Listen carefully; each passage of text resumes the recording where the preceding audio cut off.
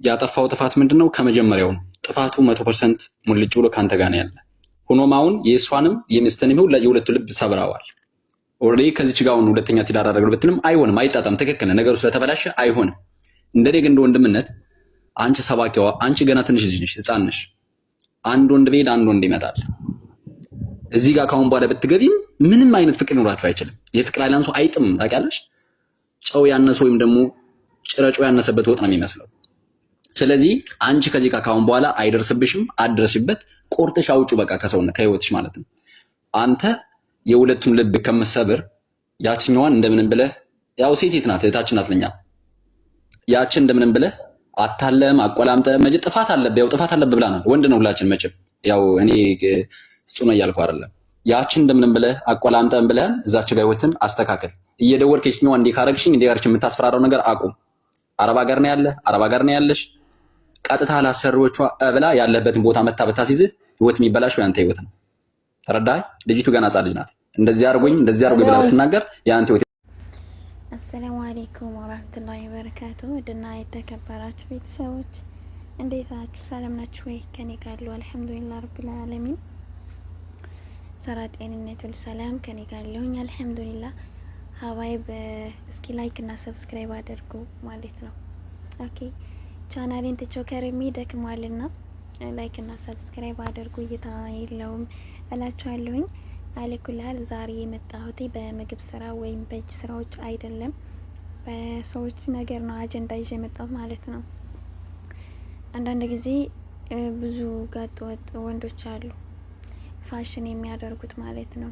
በሴት ላይ ሴት መደረብ ወይም ደግሞ እንደዚህ ተፈላጊነት ብቻ ያላቸው የሚመስላቸው ወላኪን ግን ህይወታቸውን እንደሚያበላሹ የማይገባቸው ወንዶች አሉ ማለት ነው። እዚህ ጋር ወላሂ በጣም ነው የምታሳዝነው ሚስቱ ናት። ሚስቱ በጣም ነው የምታሳዝነው። ይህን ጊዜ ላይ እሷ እየሰራች ለሱ ገንዘብ እያመጣች እየሰጠች ይሆናል። በእሷ ብር ሊሆን ይችላል ተከራይቶ የሚያስቀምጣት ይችኛይቱን ማለት ነው። እና አንዳንድ ጊዜ ህይወት ፈተና ናት። ያው አብዛኞቻችን ሁላችንም በማለት ቀኝ ነገር እንጂ የምናስበው መጥፎ ነገር ይመጣብናል ብለን አናስብም።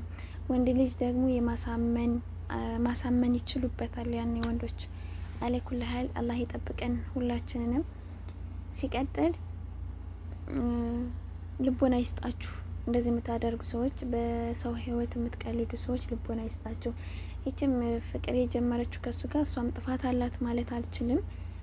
አንድ ባለትዳር የሆነ ወንድ ሴትን ይጠይቃል ብሎ ማንም ሰው ስለማያስብ ያው እንደዚህ ቶሎ አይመጣላችሁም። ያኔ ባለትዳር ሆኖ እናንተ ጋር ለመማገጥ ምናምን ቤት ተከራይቶ ምናምን እንደዚህ አይነት ህይወት የሚያሳልፍ ወንድ አለ ማለት እኔ የመጀመሪያ ነው ሳይ ማለት ነው። እና ስሰማ የመጀመሪያ ነው ስሰማ ብቻ ላይ በጣም ነው የሚያሳዝነው ህይወታችን፣ የሁላችንም ህይወት።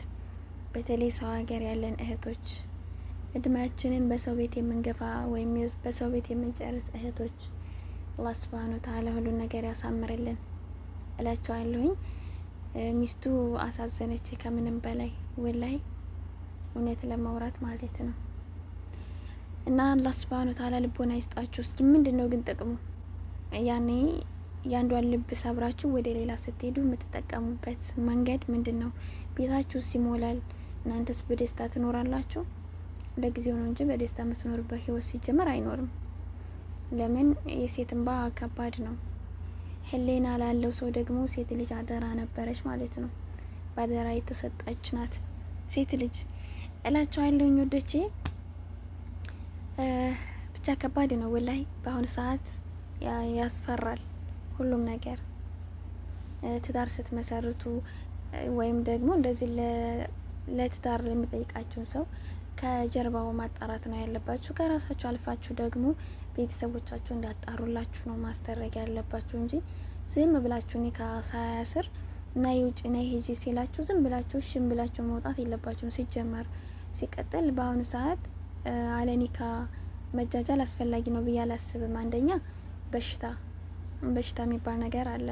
እንደው ሀራምነቱን እንኳን እያወቃችሁ ብትገቡበት ለራሳችሁ ለበሽታው መጠንቀቅ አለባችሁ። እዚህ ሀገር ላይ ወንድ ልጅ ከባድ ነው። ባለትዳር ያኔ ባለትዳር ሆነሽ እንጂ ከወንድ ልጅ ጋር መኖር ያለብሽ በፍቅር መንገድ ላይ መኖር የለብሽም። በነገራችን ላይ ከአንቺ ጀርባ የሚሰራውን ነገር አታቂም። ኦኬ ግጥም ባለትዳር ነው ይሄ ልጅ ባለትዳር ሆኖ ነው እንደዚህ በጀርባ እንደዚህ ያደረገው። ግን ሆኖም ደግሞ ብቻ እንዴት ብዬ እንደማስረዳቸው አላውቅም። እውነት ለማውራት በጣም ያስጠላል እላቸዋለሁኝ። አላህ ሁሉን ነገር ያሳምርልን፣ ልቦና ይስጠን ሁላችንንም። ለወንዶችንም አላህ ልቦና ይስጣቸው ሁላቸውንም። እና ላይክ ሰብስክራይብ አድርጉልኝ። ይሄን ለማለት ያክል ነው የመጣሁት።